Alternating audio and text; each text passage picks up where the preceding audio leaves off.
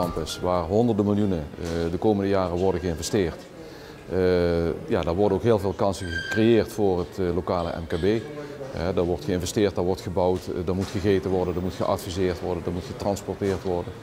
En ik wil graag een oproep doen richting het lokale MKB om vooral te gaan kijken wat gebeurt er allemaal en waar ligt een kans voor dat MKB. De versnellingstafel moet ertoe leiden dat we één versnelling brengen in het aantal MKB'ers wat in deze projecten betrokken is en bij de campus betrokken is. En het tweede, dat we sneller tot concrete projectvoorstellen komen waar aan een concrete productontwikkeling gewerkt wordt. LED levert volgens mij al een hele mooie bijdrage door de projecten op te pakken op de blinde witte vlekken die er op dit moment zitten. En net in die vroege fase de initiatieven te nemen en die initiatieven te ondersteunen.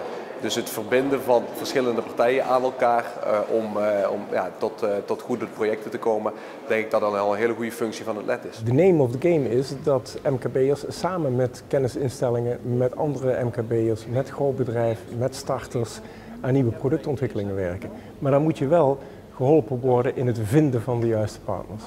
Het tweede waar behoefte aan is natuurlijk als je met partners aan tafel zit om efficiënt dat ontwikkelproces in te gaan. Want een MKB'er die moet zijn brood vandaag en morgen verdienen en die heeft niet al te veel tijd. Als je nou kijkt in relatie tot de Gemmelot campus, wat we daar zien is dat niet zozeer het gebrek aan ideeën het knelpunt vormt, hoe raar het ook klinkt, ook zeker niet de kapitaaloplossingen, maar vooral het ondernemerschap. Dus als we erin slagen om een verbinding te maken tussen de ideeën en de uitvindingen op de campus en het ondernemerschap wat binnen het MKB te vinden is, dan kan dat in ieder geval heel erg helpen om innovatie te laten slagen.